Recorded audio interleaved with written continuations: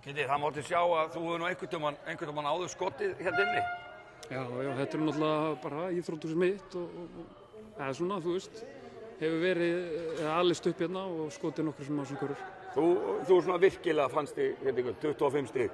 Já, mér leiði vel og við vorum líka bara, þú veist, að spila vel varnarlega og við náðum einhvern veginn að komast inn í leikinn varnarlega og leið og við mistum eitthvað smá varnarlega þá fóru þeir að hamra á þessu. Þessi íþrótt getur verið ótrúleg, þessi leikur eitt, þetta var bara eiginlega bara vandræðalegt fyrir ykkur. Hvað er það sem er breytið? Einhver breytt vörn eða bara taka á því í vörnina? Já, þetta var meira svona bara að taka á því varnilega og láta finna fyrir okkur. Við einhvern veginn hleyptuðum bara í allt í síðasta leik og þeir fengu bara að velja hvað þeir vildu gera. Og mér fannst við svolítið ná að taka á þeim í kvöld.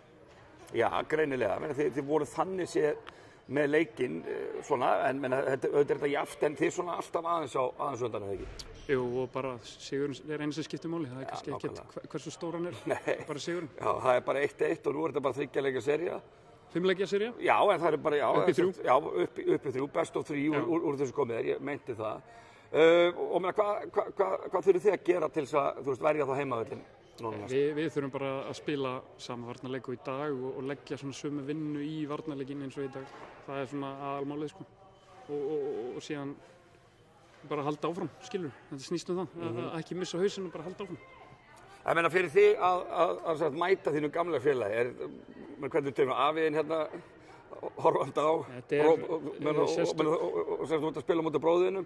Sérstök tilfinning, en þetta er bara eins og hver annar leikur fyrir mig. Þetta er svona meira fyrir fjölskylduna sem kannski stressið myndast og kannski nær fjölskyldana setja stressið yfir á okkur strákana. En það, þú veist, þú verður að ná að blokkera það út. Já, frábært, til lukku með þetta. Takk fyrir.